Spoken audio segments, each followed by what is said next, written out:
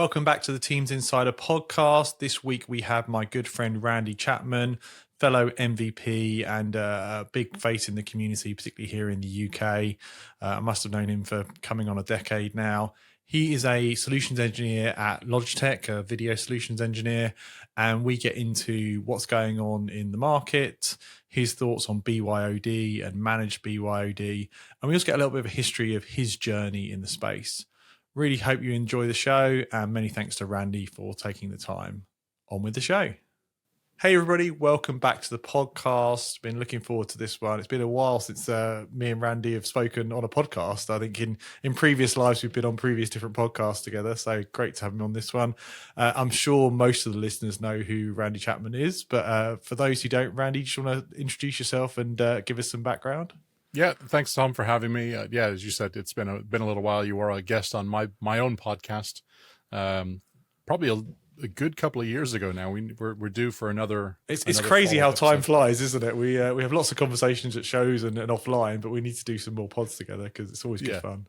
It is, yeah. I mean, you and I have known each other for probably the best part of a decade, really. I think I met you at one of the shows many years ago, probably at McCuggle. Along the way as well. So I've been going to that for quite a long time. So my background, basically, my personal brand that I've had for the last, I guess, 4 years, maybe 5 years, something like that, is UC Status, as you can see from the lower thirds I've got here.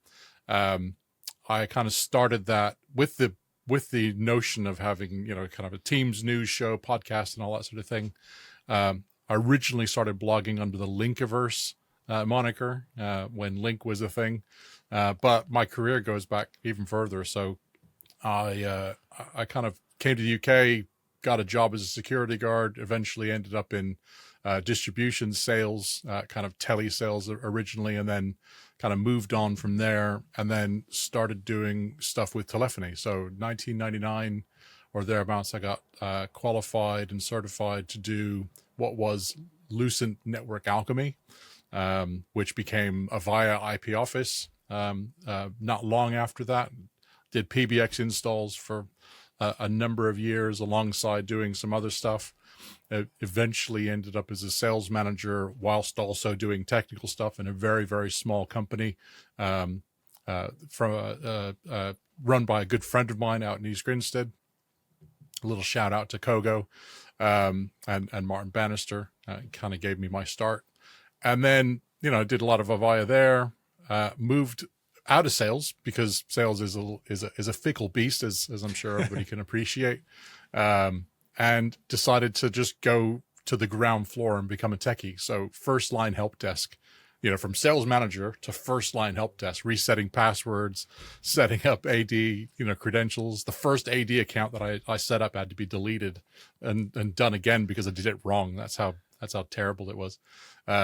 I read all the Microsoft Blue books I could find. I actually got the 2003 server MCSE kit, which is a huge foundation of everything. Yeah, servers, the big AD. when it came with the big Bible books, it was it was. I ended up having to get it delivered to London, and then I had to carry it back home on the tube and train and stuff. But so I read that from cover to cover. Which gave me a massive grounding in everything Microsoft, AD, DHCP, DNS, security, firewalling, everything, which again, going with my voice background, also kind of was a springboard into what was to come.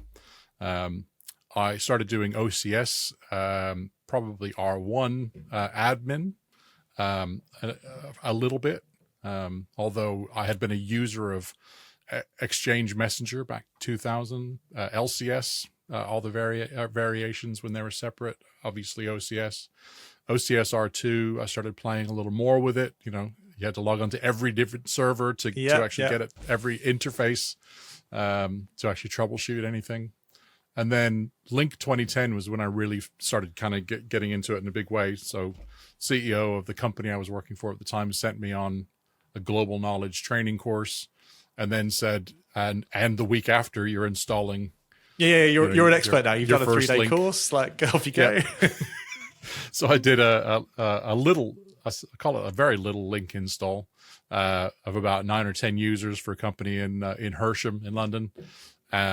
And again, there were about 8 or 9 users or something like that. They actually ended up with more servers than they had users because of all the roles and everything. And then, Dialogic, SBA gateway, ISDN trunks, migrating actually from an Avaya IP office, funnily enough, which was good fun. And then I did a number of other Link installs. Link 2013 came along, Sky for Business came along, and kind of got out of the install and kind of running a part of a company bit over to pure pre-sales. And I've been doing pure architecture and pre-sales of Microsoft UC stuff, I guess, since about 2005, something like that, around the time I started blogging. And then, fast forwarding, just so we don't eat up all the time with this, is, I properly rebranded to UC Status about 4 years ago, after I was in hospital for gallbladder surgery, hospital for 3 weeks in Cardiff, and then, kind of ditched the whole Linkiverse thing, went over to the UC Status thing, started really kind of putting my foot down in terms of content, blogging, a couple of times a week, not quite Tom Arbuthnot level, but we have somewhere to aim. More YouTube, the podcast. Obviously, I got involved with Commsverse as well.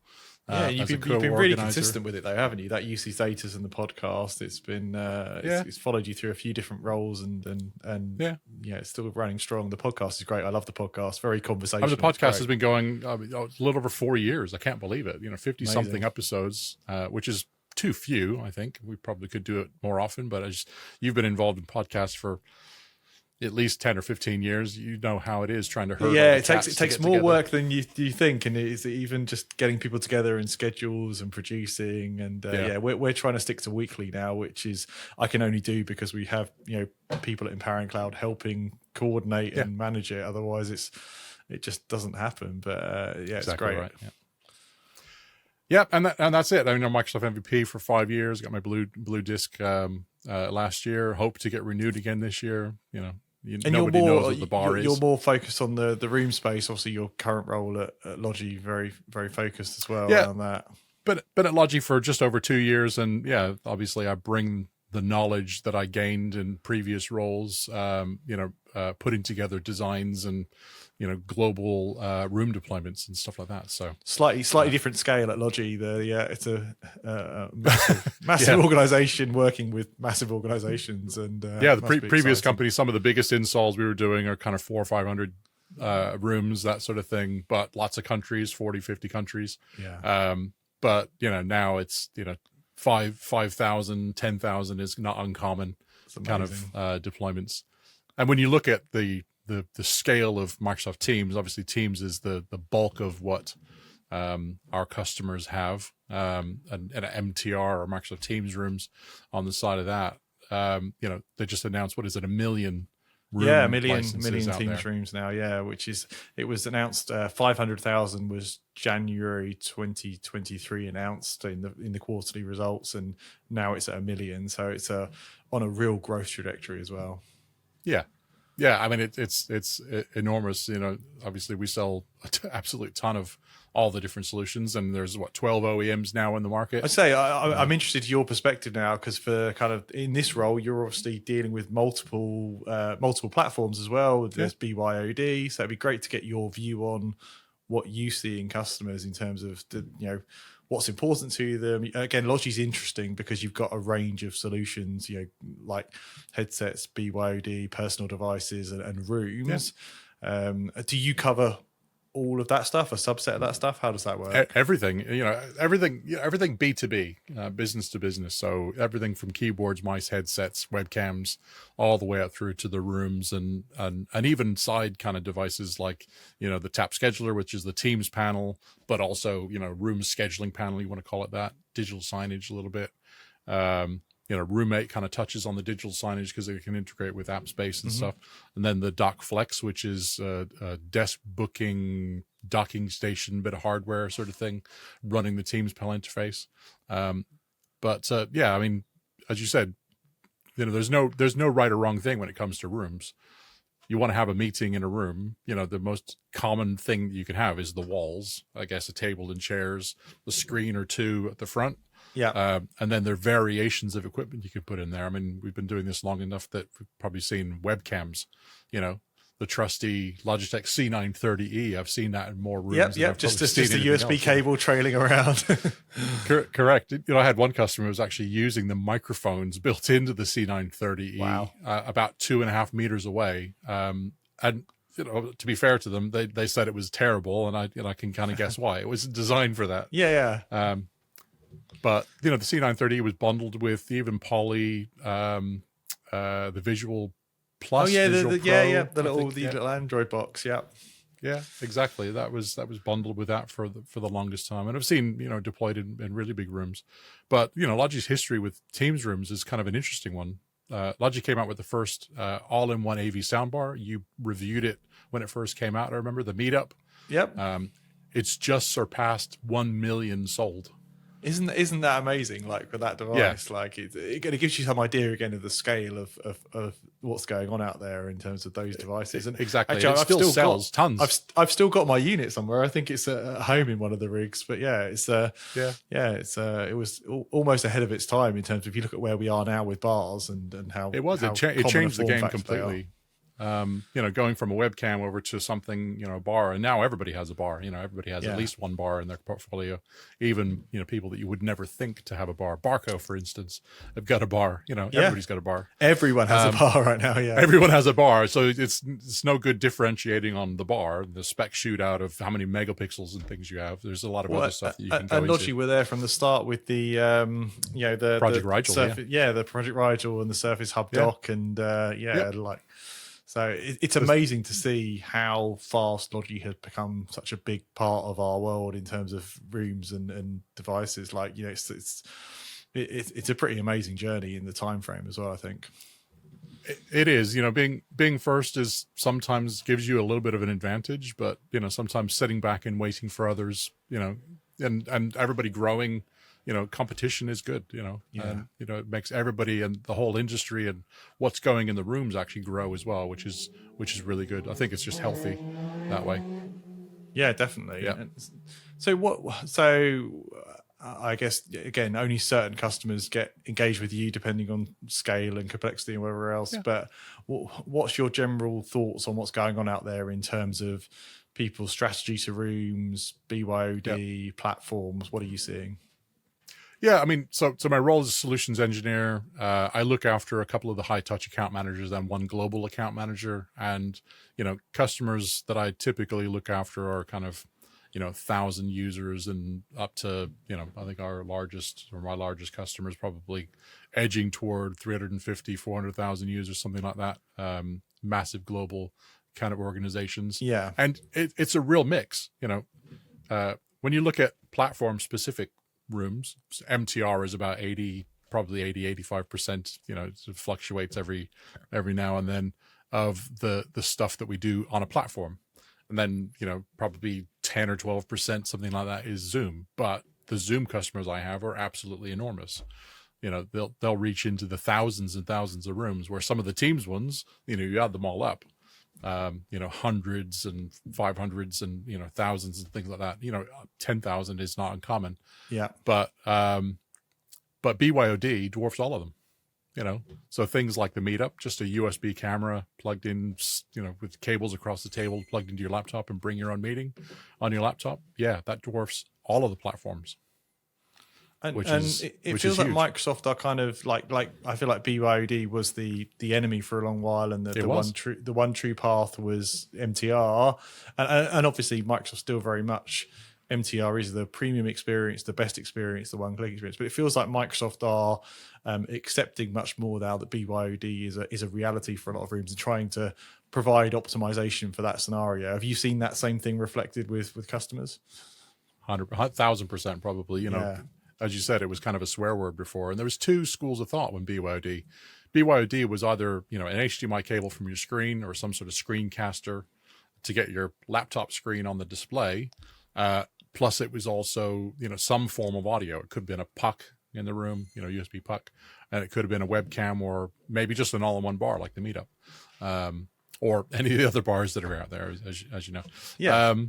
That's one form of BYOD, and it's probably the messiest, and that's the one that Microsoft are not attacking's too aggressive, but trying to solve for customers, because the last thing you want to do is go into a meeting room, plug in multiple cables to try and join your meeting. It's just it's and that's disaster. The thing that was the old school world. It was literally HDMI, and people would it wouldn't know which way it goes in, and did the laptop even have an HDMI port, and like you say, secondary USB A, and then we had a weird period of time where the laptops all started dropping ports, and did you even have HDMI? It feels like, certainly from my point of view, I'd love you to kind of agree or disagree. It feels like we turned a big corner with USB-C, because now it's power, display, audio. Like it's a much everybody. I mean, technology generally, even Apple, are folding and converging onto USB-C, so it becomes a kind of understood standard for I can plug a thing in and get multiple capabilities out of it. Yeah, exactly. And, so the kind of multiple cable BYOD, the way to clean that up is to put a common interface. And as you said, it's either USB-A, USB-C, the likes of Barco, Immersive, Airtame. There's a number of companies out there that do these kind of converged devices. Even Logi kind of has one that's called the Switch, which is USB-A and USB-C from a switching hub that you plug all your audio and kind of pass through to your screens. And that can integrate, it could be done standalone, or it could just be done, as part of a bigger solution. And then the other side of it is actually going from a standards-based thing from Teams or Zoom or, Google Room. And then for those other types of meetings where direct guest join isn't quite the experience that you want, then there's BYOD, actually temporarily switching to BYOD, kind of borrowing the camera, mic, and speakers. That's huge as well, using things like the Switch or even the Barco version 2 or a number of other things. Even I feel like it's a really great failsafe as well. Like there's these really dominant players in Microsoft, Cisco, and Zoom, but there's a huge long tail of other providers as well. And depending on what country you're in or what industry you're in, can be bigger or small. So knowing you've got that safety net of, if a laptop can join, I can plug in and join the meeting at least is a really good safety net. Yeah, and that's it. So there's the permanent multi-cable messy BYOD, which is definitely what Microsoft is trying to address with their inexpensive MTRs that they're trying to bring into the market. That sort of thing. The kind of easy, cheapish upgrade to go to to a one-touch joint experience, kind of a better than multi-cable BYOD. There's temporary BYOD. Again, that's huge. That's in almost every room, probably I'd say 60-70% of rooms will have some sort of temporary BYOD flip, which is fun.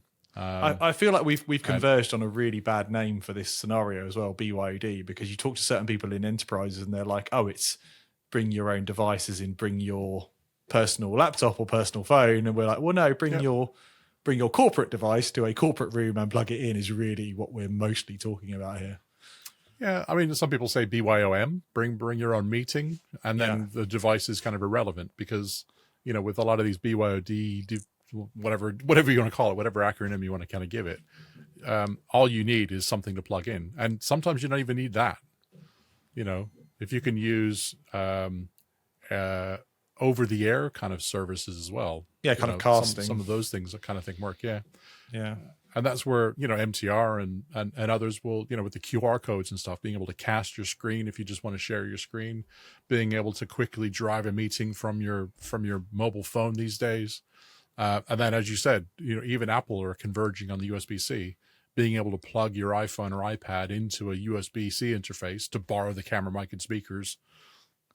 That's it would be interesting to see that come, because our phones have so much horsepower now, and it frustrates me. I still see, in customers sometimes people huddled around a mobile phone on speakerphone in the room, and I'm like there's a room system right there, but they've just run in, pressed the button. So the thought of being able to plug in USB-C to an Android or an iPhone and have that be the brain of the meeting is a really interesting scenario, actually. Well, in my testing, the only thing that doesn't work is the replacement of the camera.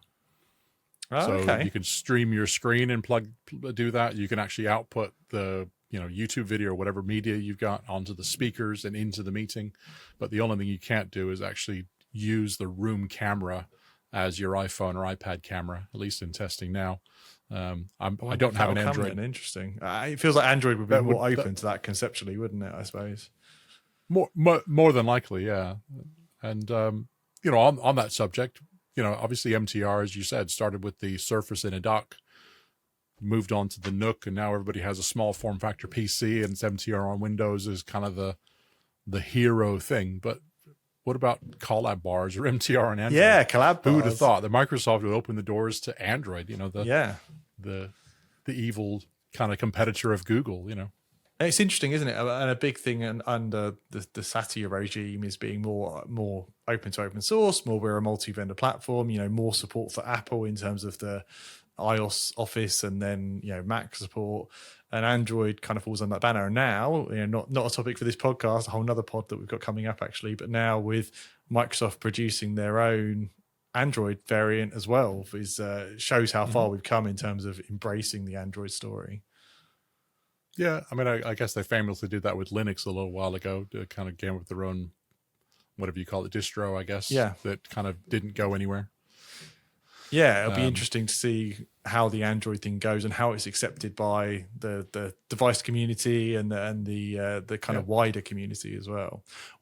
Going back to BYOD, something that comes up a lot is the challenges around updates. Most devices, if not all devices these days, ship on firmware X and immediately have X.1 because we're still polishing and learning.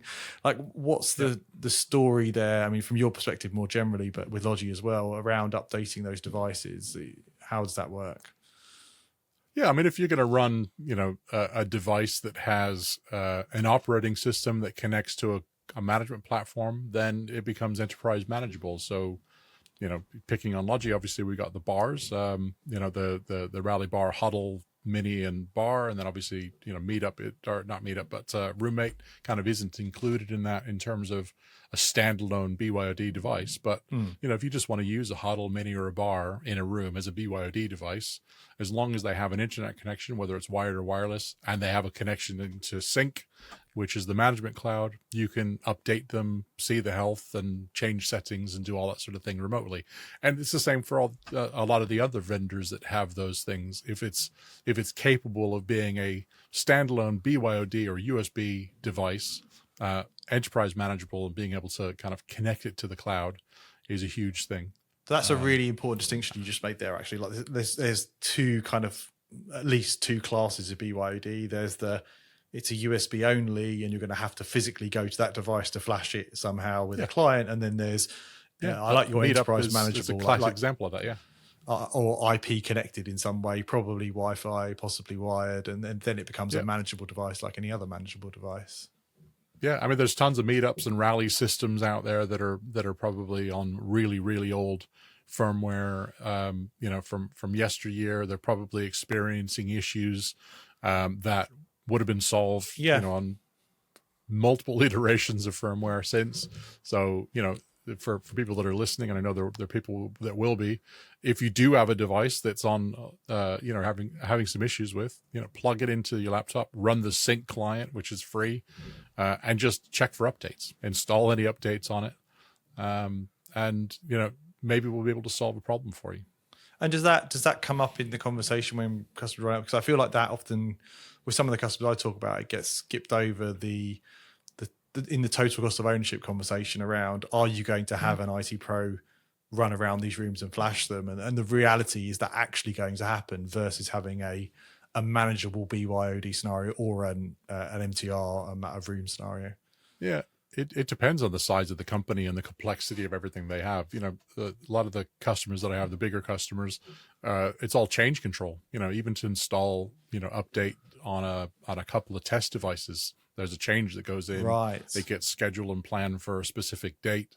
All the risks and rollback plans and all those sort of things would go. If they're using the ITIL framework.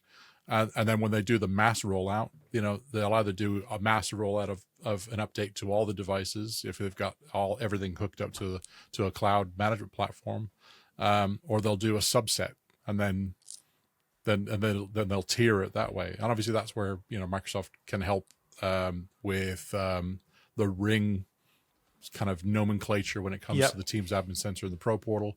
being able to pick the devices that are in specific rings and they'll automatically get the updates. I think Microsoft kind of has an edge there when it comes to managing all that. Although, what if you need a change process and you need to actually have it predictably updated on that day? So it's kind of 6 of one, half of the other. But to your point, smaller companies don't bother. Yeah, they're happy. Like we've got tens of rooms. We'll have an IT pro go around and sort it out, and we don't have big change control. Versus we've got hundreds or thousands of rooms, and actually, if something messes up, the productivity impact is significant. Yeah. But being able to manage them at scale usually comes up in the conversations when they're actually choosing the rooms.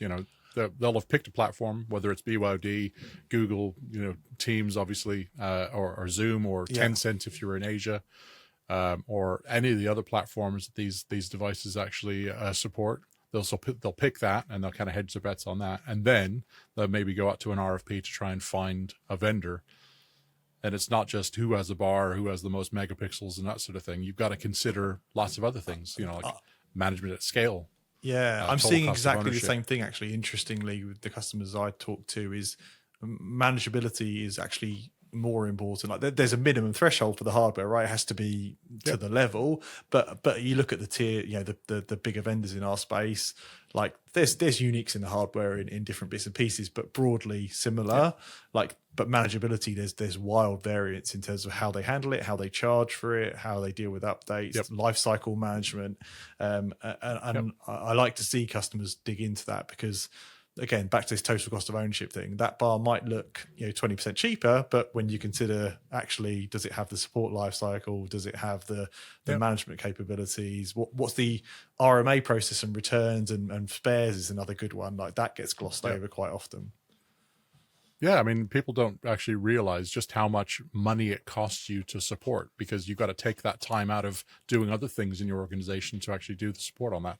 So quality and reliability and all that sort of thing comes into it. Everybody, I think, is much of a muchness on that. You're not going to build something that is unreliable from the get-go. But software things happen, and obviously there's a life cycle kind of churn when it comes to updates and things. But another huge consideration is building a device that actually is built to last a little bit longer than other devices. So some vendors, I'm not going to name any vendors. Obviously, I work for Logitech. No bombshells being dropped on this podcast then. No bombshells being dropped. But my point is some, and you all will know who you are or who they are, will cheap out on the actual hardware to get something out, which is, designed to only last maybe 2 or 3 years, 4 years, something like that. And I think when you're spending multiple thousands on a device for your room, you want to hedge your bets on a device that actually is overspec'd. So the processor and the hardware and everything is built to last, the next version of Android, the next version of Windows, and the next one after that even, that's really good. It's a really good point. And again, supporting the device after. It often gets glossed over, doesn't it? After that 5-year point. No. And then another really big one, and obviously tooting our horn here, is sustainability. Sustainability is not just a buzzword anymore. It's not just something that people consider, when you're driving an electric car instead of a gas guzzler or something. It is, part of the DNA of the culture of the youth that are coming in.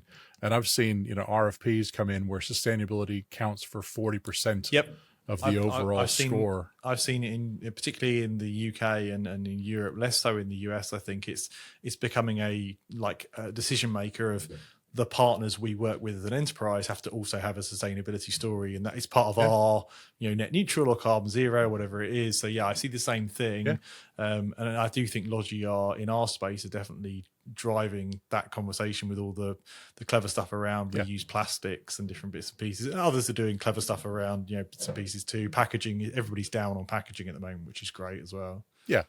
Yeah, packaging, taking all the plastics out, kind of going brown cardboard and stuff like that where possible. Even little paper bags for screws and little things like that. All of that kind of thing helps. But, Logi started making all their devices, rally bar, taps, everything out of recycled plastic. So minimum of kind of 40% PCR when it comes to these new devices, low carbon aluminium or aluminum, depending on which side of the pond you're listening to this on. Aluminum's the right answer, but I'll say that for another day. All those kind of things help, but not only that, being able to tell the world how it's done and hope that people will adopt the similar kind of thing. Logic can use that as a differentiator for the moment, but we're not using it as the only kind of lever. We actually do care about the planet and actually want to save the planet, which is really cool. That's great. Awesome. Well, Randy, thanks for taking the time. I feel like we've accidentally stumbled on a really good buyer's guide there for how to think about the rooms decision. I've jotted down as we were talking a couple of things that needs to go into our research. That managed bar, non-managed bar thing is a really good takeaway on the BYOD space as well. For those that don't know, you should definitely be listening to the UC Status podcast. Randy, where can people find you and the podcast? Yeah, ucstatus.com. There's a podcast tab there. There's a number of ways you can consume it. If you are, a listener of, things like Spotify, Apple, Amazon, any of the popular podcast things, are syndicated on all of them.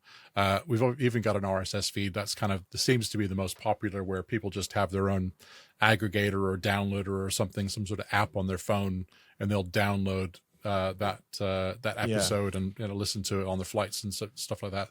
That seems to be probably the most popular. But yeah, anywhere you can get a podcast, you can listen to the UC Status podcast. You can also catch me on YouTube, youtube.com/UC Status. And you can also catch me in person at CommsVerse.